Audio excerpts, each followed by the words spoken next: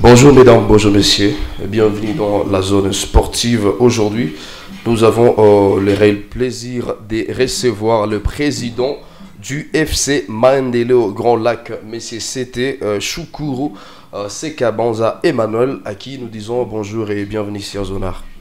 Bonjour, bonjour, merci de nous recevoir dans votre studio, monsieur le journaliste. Et de l'autre côté, nous avons le vice-président, M. Grégoire Ndaïzeye. Bonjour et bienvenue sur Azona.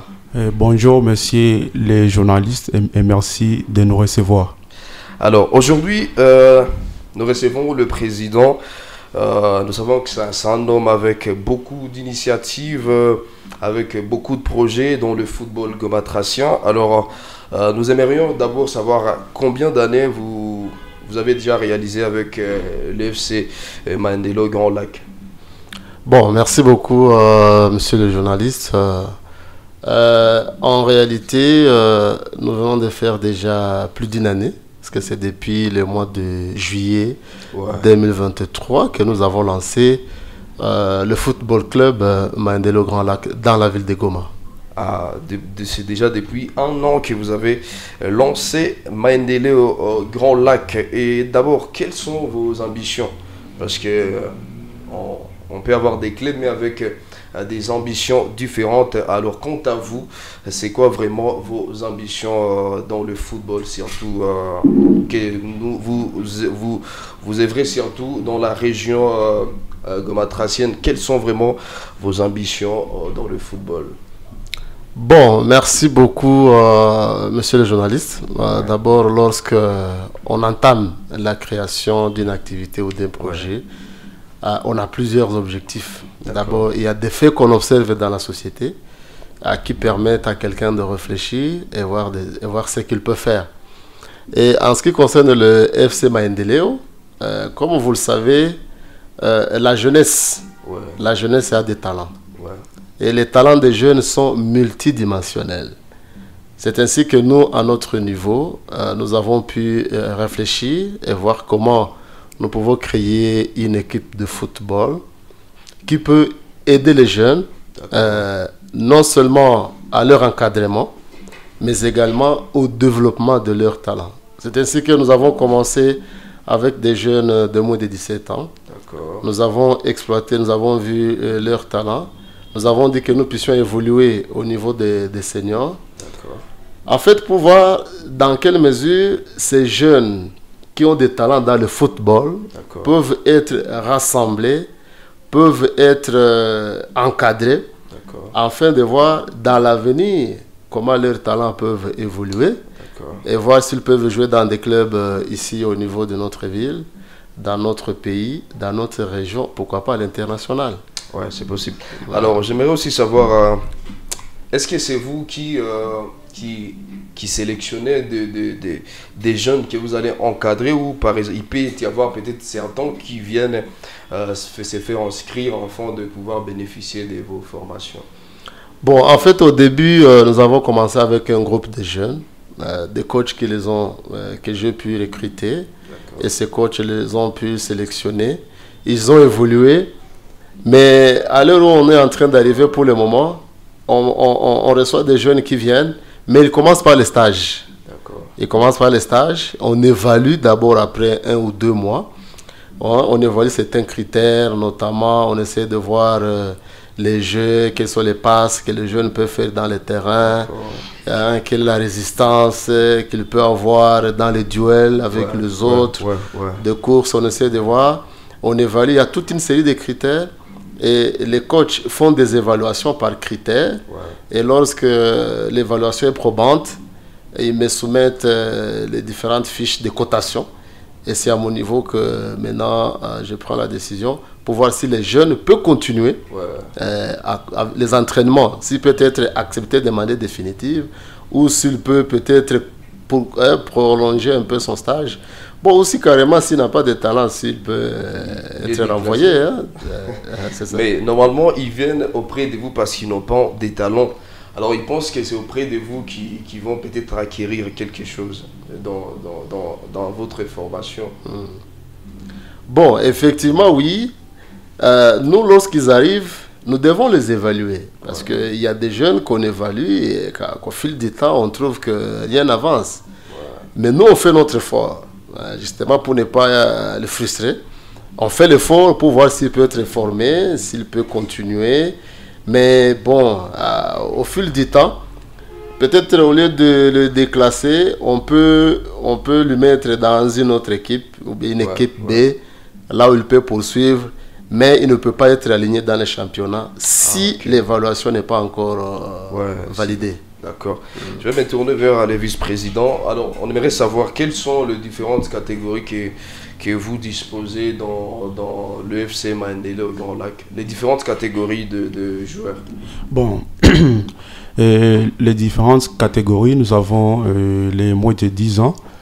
Nous avons aussi les moins de 12 ans, moins de 15 ans et 17 ans. Et nous avons les grands, donc les moins de 20 ans. Ah, ok. Ok, merci. Alors, j'aimerais aussi savoir, est-ce qu'il vous arrive parfois de recruter des joueurs d'ailleurs pour les faire venir dans votre club? Oui. Donc, il y a des fois on les fait parce que lorsque nous voyons qu'il y a un déficit, ou soit il y a donc donc et nous avons besoin ou soit d'un numéro D ou un numéro 3. Et nous faisons allusion aux autres dans d'autres clubs et voir si nous pouvons renforcer et combler aussi les vides pour voir comment nous allons évaluer avec eux. Ah, ok, je comprends. Je vais retourner vers le président. Alors, j'aimerais vraiment savoir quels sont les obstacles qui vous empêchent surtout de ne pas avancer, surtout parce que vous évoluez ici à Goma. On le sait très bien, le football à Goma a toujours eu ça ne va pas. Alors, de votre part, quels sont vraiment les obstacles qui vous freinent de ne pas avancer? Bon, merci beaucoup, monsieur le journaliste. D'abord, pour revenir un peu sur ce que le vice-président a dit. Donc, par rapport aux catégories, nous avons, disons, les moins de 17 ans, les moins de 15 ans et les moins de 12 ans. Cela veut dire de 8 à 12 ans, 13 à 15 ans, 16 et 17 ans, et plus de 18 ans qu'on appelle les seniors, qui d'ailleurs actuellement sont dans les championnats locaux division 2, et donc je vais vous signaler qu'ils sont en train de battre le record au stade de l'unité. Vous aurez le temps de pouvoir venir un moment pour assister, voir un peu les jeux qu'ils font au stade de l'unité et voir que le travail qu'on est en train de faire, je sais que vous allez apprécier. Alors, les obstacles sont là. Ils sont très nombreux. D'abord, nous, comme initiateurs, vous savez, la gestion d'un club, c'est une question de moyens. Et vous savez, les moyens sont toujours limités par rapport aux besoins qui sont illimités. D'accord. Donc, il y a des encadreurs, donc des coachs qu'on doit encourager, les joueurs également. Il faut des équipements, il faut les ballons, il faut les cônes, il faut les varaises, il faut les choisibles, il faut... Donc, il y a beaucoup de choses qu'il faut faire. Les grands obstacles, en tout cas, c'est celui-là. Et il faut avoir des partenaires. Il faut avoir des partenaires qui comprennent l'objectif, qui comprennent le projet et qui ont aussi la passion. Parce que pour avoir un club, il faut vraiment avoir la passion. Si vous n'avez pas cette passion, ça ne peut pas marcher. Et vous allez vite abandonner peut-être. Non, si vous n'avez pas la passion, vous pouvez vite abandonner parce que les dépenses qu'il faut effectuer sont nombreuses et surtout qu'on ne s'attend pas tout de suite à avoir un rendement. Vraiment. C'est vraiment quelque chose de long terme et qui nécessite qu'on soit fort, qu'on connaisse ce qu'on appelle un mental d'acier. Et donc, mais également sur le plan organisationnel, le football de Goma a aussi un problème sur le plan organisationnel. Et nous avons l'entente de football, la ligue de football, qui doivent aussi avoir une base de données pour connaître les joueurs. Si un joueur peut quitter telle équipe pour aller dans l'autre équipe, il faut qu'il le sache parce que il y a certains dirigeants qui trompent, même des joueurs qui trompent, qui vous disent qu'ils n'ont jamais joué ailleurs pendant qu'ils ont des documents. Et quand ils vous viennent, vous ne savez rien, vous les prenez et l'entente valide. Et à un moment donné, il y a des gens qui viennent dire non, ça c'est mon joueur avec des preuves. Donc il faut vraiment qu'il y ait une bonne organisation. Mais également, il faut que la population soit sensibilisée. Lorsqu'il y a des matchs, que des gens viennent pour assister, hein, parce que quand ils arrivent, ça va encourager davantage les jeunes. Ça encourage aussi les joueurs sur le terrain. Tout à fait. Ouais, mais aussi, j'aimerais aussi savoir quelles sont vos particularités ou vos qualités à former par rapport à d'autres clubs ici à Goma. Bon, monsieur le journaliste, je ne veux pas dévoiler nos stratégies ici que nous faisons. Parce que les qualités, les entraînements que nous faisons, par moment nous faisons des entraînements à huis clos. À huis clos, nos entraînements ne sont pas toujours ouverts au public. C'est ainsi que vous trouvez que quand les joueurs arrivent dans les stades, il y a beaucoup de surprises. Vous avez, par exemple, on est dans les championnats locaux. Nous avons déjà joué 7 matchs. Et sur 7 matchs, nous avons 5 matchs gagnés. Et 2 matchs nuls. Donc il n'y a aucun match perdu. Et moi-même, je m'implique parce que souvent, même quand il faut faire les classements des joueurs, je suis là et pour échanger avec les coachs et voir quel est le classement approprié pour chaque match. Parce que les matchs ne se ressemblent pas. Donc souvent, on y évolue. Par exemple, la fois passée, on avait un classement de 4-3-3. C'est-à-dire, il y a 4 joueurs en défense, 3 joueurs en médiane et 3 joueurs en attaque. Et ils font du bon boulot quand on fait de cette manière. Donc, il faudrait un moment venir aux entraînements pour essayer de voir. Vous, on peut vous autoriser à voir un peu nos techniques. Parce qu'on sait que vous n'allez pas les dévoiler. Non. Bientôt, j'y serai. Alors, aussi, j'aimerais savoir... est-ce que pour être retenu dans votre équipe, il faut respecter certaines règles où carrément tout le monde est le bienvenu? Mais je pense qu'il doit y avoir des règles à respecter pour être bien retenu dans votre club. Est-ce qu'on peut avoir une idée là-dessus? Ok, alors nous avons, on peut qualifier peut-être de 2 phases. Nous avons une phase, comme on peut le dire, des seniors et une phase des juniors, c'est-à-dire, on peut dire une phase de recrutement. Mais pour les seniors, effectivement, ils viennent, on évalue leur talent et on les recrute, on signe des contrats avec les clubs d'origine et on les prend et ils commencent.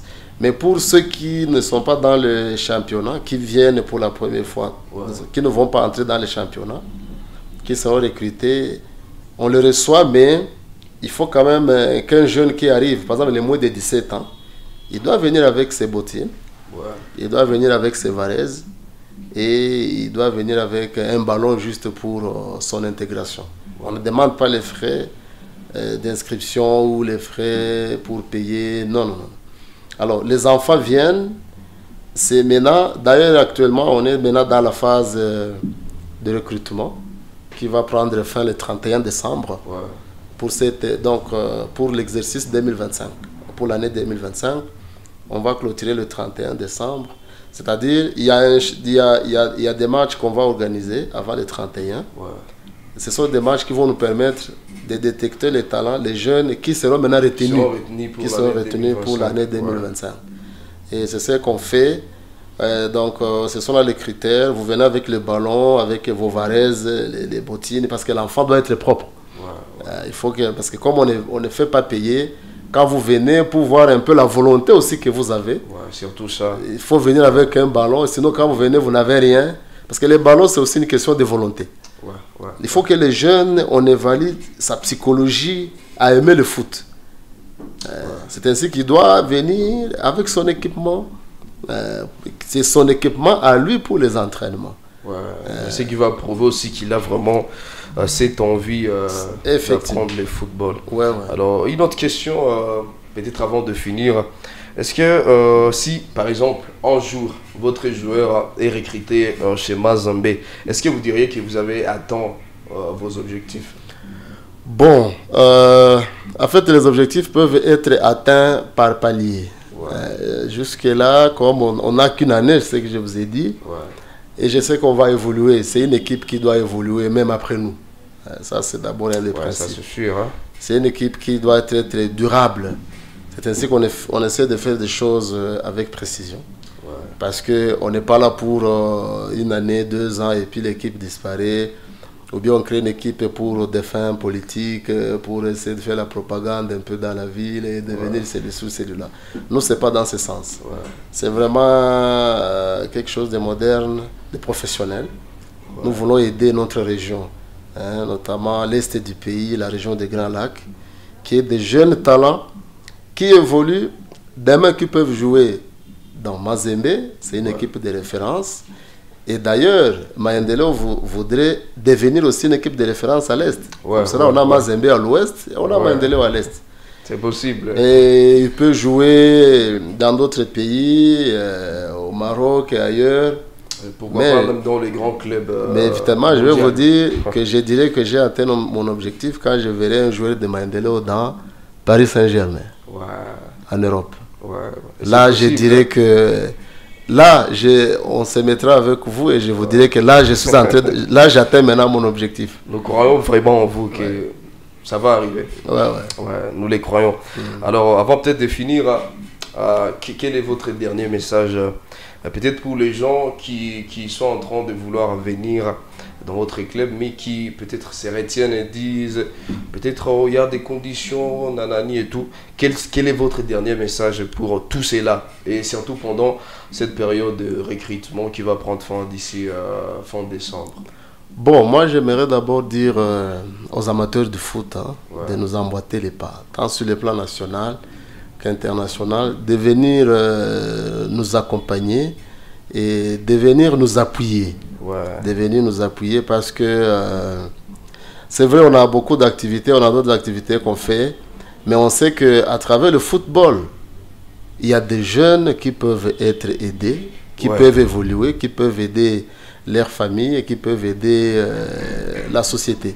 Donc c'est ainsi que nous on les fait. Personnellement, c'est aussi ma contribution pour l'encadrement de la jeunesse. C'est vrai, on les apprend le football, mais on les apprend également d'autres valeurs. Il faut l'intégrité, il faut la discipline. Parce que la discipline est tout. Si l'enfant n'est pas discipliné, il ne peut pas évoluer. Également l'excellence. On leur apprend toutes ces valeurs pour voir évidemment si demain ou après-demain, ils peuvent évoluer. Sinon, j'appelle tous les parents du Goma qui ont des enfants qui peuvent venir intégrer le club. Les portes sont ouvertes jusqu'au 31 décembre et qu'on essaye de travailler ensemble et de voir comment ces enfants, demain ou après-demain, ils peuvent évoluer. Merci. Peut-être aussi le vice-président, si vous avez quelque chose à rajouter sur ce qu'avait dit monsieur le président. Bon, ce que moi je voulais ajouter, c'est pour dire aux enfants qu'ils sont les bienvenus. Et comme il a dit, il doit venir avec un ballon, avec les varaises pour les entraînements. Parce qu'il ne peut pas venir sans les bottines, les varaises ou les ballons. Et après ça, nous allons les coter parce que nous avons une fiche de cotation pour voir les talents, s'il est plus fort, soit dans les milieux. C'est la défense, pas en attaque. D'accord. Merci beaucoup. Et sinon, nous vous remercions de votre passage sur Zonar Télévision. Merci d'être passé chez nous. Merci beaucoup, monsieur le journaliste. J'espère que bientôt, on sera toujours là en train de partager ces différents moments, surtout pour l'épanouissement du football gomatracien. Comme d'ailleurs, votre nom, FC Maendeleo, qui veut dire développement et voilà, exceller, aller plus loin. Sinon, merci à vous toutes et à vous tous de nous avoir suivis. On se retrouve très très prochainement. Et surtout, meilleur vœu à vous et prenez bien soin de vous. On est ensemble.